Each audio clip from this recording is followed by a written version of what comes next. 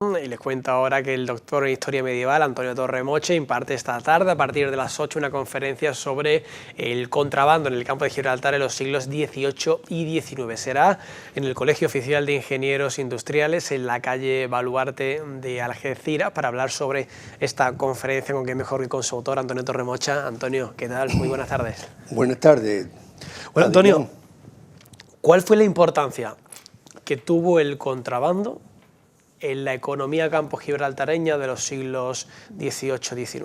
Bien, lo primero que hay que decir es que hasta el 1704 sí, eso no existía, esa palabra no existía. Claro, porque Gibraltar era español. Claro, y además era una ciudad potente, económicamente muy importante, con un puerto de importación-exportación fabuloso, y no tenía ninguna razón existencia de contrabando. Pero, ¿qué ocurrió? El 4 de agosto de 1704, la escuadra anglo-holandesa invade, conquista Gibraltar en nombre del archiduque Carlos de Austria, uno de los dos que estaban compitiendo por el trono de España, ¿verdad? En la guerra de sucesión. Pero como al final, si llega a vencer el archiduque Carlos, Gibraltar sería español todavía. Lo que pasa es que convenció el francés Felipe d'Anjou y perdió al archiduque. Inglaterra, que era muy cuca y que tenía un afán de conquista y ambicionaba, pues consiguió quedarse con la plaza. ¿De qué manera? Bueno, pues lo que está claro es que ese expolio, esa invasión y ese expolio provocó una terrible catástrofe en el campo de Gibraltar. ¿Por qué? No solamente porque desde el punto de vista militar y político, que era lo que siempre se ha dicho en todos los libros de historia, ¿no? Sino porque provocó una crisis también demográfica, social y económica sobre todo. Es decir, primero, demográfica porque la población, 5.000 habitantes que vivían en la demarcación de Antigua Algeciras y Gibraltar, tuvieron que abandonar la plaza. Y sabéis que se fueron, unos se quedaron en la milla de San Roque, otros fundaron lo que después tenían los barrios, y algunos quedaron en las murallitas de Algeciras. Y ahí dieron lugar a 3 poblaciones nuevas. Pero eso desde el punto de vista demográfico. Desde el punto de vista social fue una gran crisis. ¿Por qué? Porque los que se exiliaron en el campo de Gibraltar eran la gente más humilde, campesinos, pescadores. Porque las élites, la burguesía, ¿a dónde se fue? El Consejo de Gibraltar, los militares, la mayor parte de ellos, algunos se quedaron aquí, hay constancia en San Roque, pero el 90% se fueron ¿a dónde? A Cádiz, Sevilla, Granada, Madrid, y por tanto se provocó una gran crisis social también, ¿verdad? Pero quizás la consecuencia más dañina fue desde el punto de vista económico, porque Gibraltar era un puerto, como he dicho antes, de importación y exportación importantísimo. Por Gibraltar se exportaba toda la cosecha de vinos que se producía en el área de la bahía, que, como dice Alonso Hernández del Portillo en su libro escrito al principio del siglo XVII, dice que Gibraltar exporta todos sus vinos a Valencia, a Barcelona y a Francia, Inglaterra y Flandes. Es decir, que era un puerto de importación importantísimo para los vinos, pero también para la pesca. Dice Portillo que la bahía de Algeciras era la mejor pesquería de Andalucía. Y todo el pescado, bergantines que venían de Málaga, de Sevilla, de Portugal, cargaban pescado en el puerto de Gibraltar para exportar. Fíjate la actividad económica tan grande que tenía a Gibraltar, el puerto. Bueno, pues eso se quebró. Desapareció. Corrígeme si me equivoco. Entonces, en aquella época el puerto de Gibraltar tenía mucho más poder que el puerto de Algeciras. No existía Algeciras. Claro, no existía. Algeciras medieval había desaparecido en 1379-80 y en el tiempo que estamos aquí hablando, Algeciras era un baldío.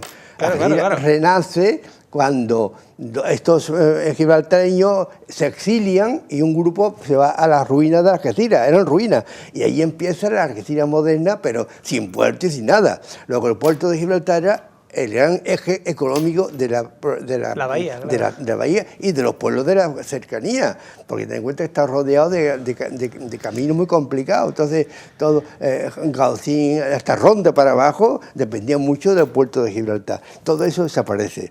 Y eso fue una de las causas de la pobreza de la zona, de la desmoralización que vivió la gente y del inicio de una actividad ilegítima, ilegal, el contrabando. Bien, esto lo explica lógicamente, pero hay que pensar que en 1705, es decir, menos de un año después de caer en poder de la Gran Bretaña, ten en cuenta que al principio no cae en poder de Inglaterra, sino de la escuadra anglo-holandesa, hasta que no se firma el Tratado de Utrecht en 1713, ese tratado ya se reconoce la propiedad de Gibraltar para los ingleses, para Inglaterra.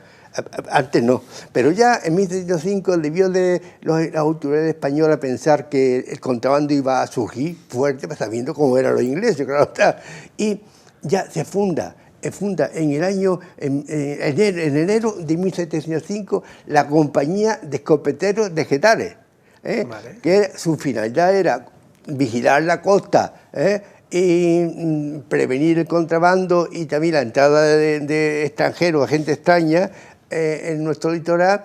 Y lo formaban al principio 40 soldados procedentes de Algeciras y de Tarifa, y tenían la obligación de vigilar unas 50 leguas, desde Estepona hasta 20 kilómetros más allá de Tarifa. Esa era la zona de vigilancia, pero con 40 hombres poca vigilancia podían hacer, lógicamente. Bueno, eso empieza. Es decir, que hasta en España va a intentar recuperar la plaza. En el mismo año 1704, hasta junio de 1705, hay un asedio a la plaza hispano-francés que fracasa. Pero es que en 1727, unos 20 años después, 22 años después, otra vez ponen cerco a Gibraltar, fracasan otra vez. Entonces, hasta que no se firma la paz de Aquisgrán en 1748, no vuelven las aguas a la calma. Pero ¿qué ocurre? Que el contrabando ya ha empezado antes. Se sabe ya que ya empieza a contrabandear gente de Gibraltar con los pueblos de la comarca después del segundo asedio de 1727, pero sobre todo después de 1748, cuando la paz de Aquisgrán hace que firme España e Inglaterra una paz, y entre ellas hay cosas muy curiosas. Por ejemplo, esta suavización de las relaciones lleva a que, en palabras muy modernas hoy, España se bajara los pantalones, sí. Palabras muy modernas, ¿verdad? Y es que Gibraltar al principio, el Tratado de Utrecht prohibía todo contacto, todo comercio de Gibraltar a través de tierra, mediante la verja de la línea. Por ahí estaba prohibido todo contacto. Era el puerto de Algeciras el único lugar donde podía haber contacto. Y rápidamente los gibraltareños, tanto la población militar como la civil, necesitaban todos los días carne, pescado, verdura, carbón. ¿Dónde venía? De Marruecos.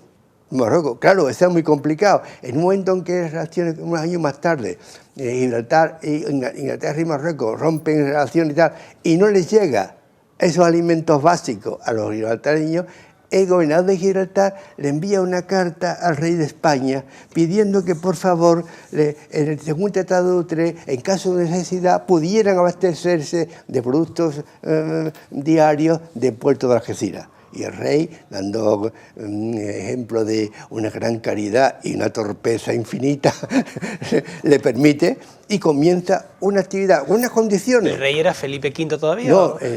No, estamos ya hablando en este momento, estaba ya hablando ya de más adelante, estamos hablando de mediados del siglo, de Fernando IV, Fernando VI, sí. Pero bueno, el rey de España es el que fuera, no recuerdo a mí una fecha exacta, sí, que fuera, autoriza a que de Gibraltar se pueda abastecer de productos frescos diariamente desde el puerto de Algeciras. Esto le vino a los comerciantes y a los faluchos algecireños maravillosamente, porque con una condición, y es que podían llevar los faluchos, las embarcaciones algecireñas, los productos básicos diarios, pero sin poder traerse géneros de vuelta en el retorno, sino solo dinero.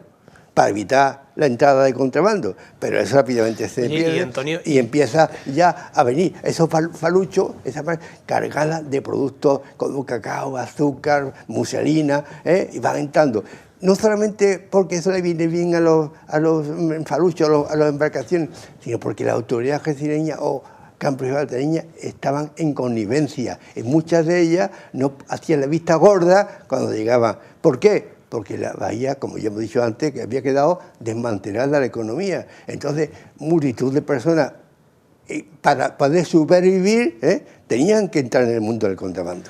Precisamente sobre eso te quería preguntar, Antonio, pero creo que me lo has respondido ya. ¿Cuáles eran los productos que más sufrían contrabando? En el siglo XVIII, sobre todo, eran las muselinas, los algodones, las telas, vale. Las mantas, eso eran muy... Tabaco todavía no, ¿no? No, ahí está. Sí, también, pero ¿sí? Todavía no era claro. En aquel tiempo no era muy abundante, pero en el siglo XIX, a partir de 1815, cambia. ¿Por qué? Porque hay algunas normativas españolas que van a liberalizar la entrada de productos extranjeros de Inglaterra. Claro, a la gente de Sevilla o Cádiz les salía más barato comprar los legales que los que venían de Gibraltar. Pero a cambio de eso entra en juego un nuevo producto, que sí era interesante, el tabaco. Y empieza el producto estrella de toda la segunda parte del 19, va a ser el tabaco, que va a entrar primero por esa dejadez de las autoridades, que no hacía la vista gorda, y también porque comienza a llegar a Gibraltar por la línea, es decir, en contra de lo estipulado en el acuerdo en Utrecht, se va a abrir la verja de la línea y comienzan a entrar gente de Algeciras, de Tarifa, ahí, no lo puedo decir aquí, pero esta noche lo explicaré quiénes son perfectamente más amplio el tema este.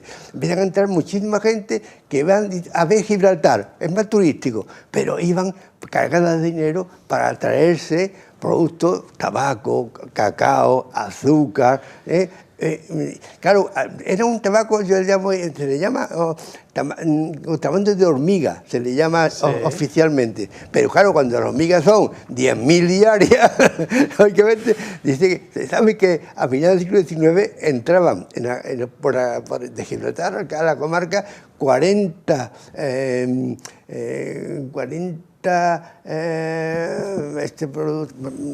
bueno, una gran cantidad de tabaco, se sabe el número, y que producía a la hacienda española un gran derroche, un gran destrozo, ¿verdad? Entonces, tanto es así que yo voy a comentar esta tarde que algunas de las actividades, primero voy a sacar a las matuteras. Sí, hombre, claro, es que me estaba acordando yo de las matuteras, claro, pues, que claro, mucha gente en casa dirá... Porque antes, en el siglo XVIII, iban en los barcos, las embarcaciones, los faruchos, cargados, pero ya en el siglo XIX, abriendo la frontera de la línea, sí. Y con el barco Algeciras Gibraltar, ya comienzan a llegar a entrar las matuteras, cientos diariamente. De mujeres y hombres, ¿no? También, pero más famosa la matutera porque en sus vestidos, yo pongo una fotografía esta tarde. El queso, ¿no? El queso, la carne con vino. Claro, y además iban muy gordas, porque ahí iban metiendo ropa, todos los alíos iban ahí. Y claro, eran mujeres, no lo podían, en aquel tiempo, como ahora que había mujeres matronas, ¿no? Claro. Entonces, en sus vestidos iban... Entonces hay una fotografía que se ven un montón de mujeres cerca de Gibraltar, metiendo todas las cosas, eso en el siglo XIX al final. Claro. Y otra cosa que voy a hacer hincapié muy interesante es de cómo la gente se ingeniaba para poder burlar a la Guardia Civil y a los carabineros, y meter todos los productos que iban hacia Ronda o hacia Jerez, y era la aparición desde 1870 por ahí de los perros contrabandistas. Pongo yo una fotografía que lo va a ver. Perros, es decir, hay un señor así, una foto del principio del siglo XX, pero empieza 50 años antes. Un señor que tiene 3 perros y en la espalda del perro unas mochilas, se ve hombre con los... Porque, ¿qué es lo que hacían?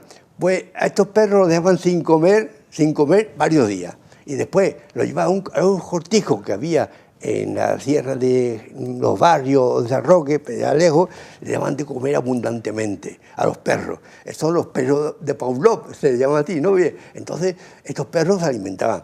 Cuando ya estaban bien alimentados, lo dejaban sin comer otros 7 o 8 días y lo llevaban a la línea, a la playa de Levante, y en las mochilas le metían todo el contrabando más interesante, ¿verdad? Lo dejaban suelto, y ¿qué hacían los perros pobres?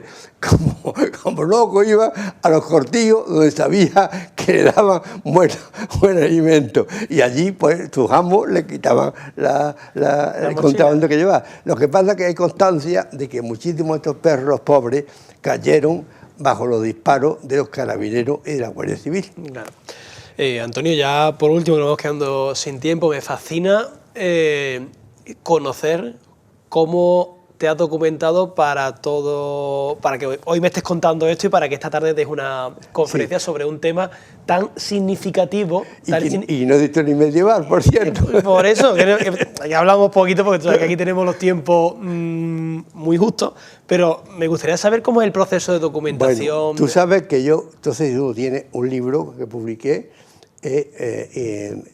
El puerto Bahía de Algeciras, 3000 años de historia. Sí. Entonces, tú tienes ese libro, sí, lo tengo. Que tiene 600 páginas, tiene 2000 notas a pie de página. Estuve 5 años trabajando en la autoridad portuaria, y varios capítulos de este libro tratan del contrabando, mucho más ampliamente de lo que yo voy a decir ahora, varios capítulos del libro. Pues de estos capítulos he extraído la conferencia de hoy. Pero eso que son libros antiguos que vas leyendo, documentación, informes policiales. Bueno, si entra en el libro que te estoy diciendo, de 3000 años de historia del puerto de Algeciras, verás a pie de página 2000 notas. La bibliografía. Ahí está todo, por ejemplo, esto, yo lo he mencionado en varios capítulos sobre esto, lo he destacado de un documento del Archivo Histórico Nacional, que lo vi mencionar en la conferencia. Es decir, que en el Archivo Histórico Nacional hay un montón de documentación relativa al contrabando del siglo XIX sobre todo, y el siglo XVIII también. Lo que está claro, Antonio, ya por último, es que el contrabando ha existido siempre, desde que Gibraltar es inglés. Claro. Y seguirá existiendo siempre. Bueno, yo creo que ahora cada vez tiene menos fuerza, porque ahora hay otros contrabandos más terroríficos, ¿verdad? Pero todavía hay muchos kioscos que vas a comprar y tienen tabaco de Gibraltar. Sí, pero en el siglo XIX, también voy a mencionar algunos viajeros que llegan a Gibraltar y en tus libros, que yo he leído, escriben sobre el contrabando que ellos ven. Y algunos de ellos dicen que en Gibraltar entraban 1 millón de libras esterlinas al año, y ese producto no era para comerciar legalmente, todo entraba de contrabando. Imagínate lo que son, muselina, arroz, azúcar, cacao, 1 millón de libras esterlinas todos los años de 1840, que no es como ahora. Eso sería, bueno, Inglaterra estaba encantada con Gibraltar, porque le entraba una cantidad de dinero asombroso. Entonces, en aquel tiempo sí era. Hoy día, como digo, ha cambiado un poco, y sobre todo el contrabando de Gibraltar hacia acá ya es menos doloroso que lo era, y porque la gente, en aquel tiempo es que la gente de la comarca era una manera de supervivir, de supervivencia, porque la miseria era terrible. Si tú has leído mi libro, mi novela, Antonio Meroner, el Oppenheimer español, que es un algecireño que es hijo de un carabinero y cuenta, estuvo en contacto con el con el general gobernador del campo de Gibraltar, y él cuenta cómo su padre, que era carabinero, intentaba evitar la entrada de contrabando en 1868 o 70, ¿verdad? Es decir, que eso está documentado perfectamente. Pues Antonio, sabe que me quedaría aquí hablando contigo muchas más horas, porque sé que hay un temario para hablar sobre este tema, pero las cosas en televisión son así. Muchísimas gracias por este ratito y que vaya genial la conferencia de esta tarde. Muchas gracias, Antonio. Gracias a vosotros.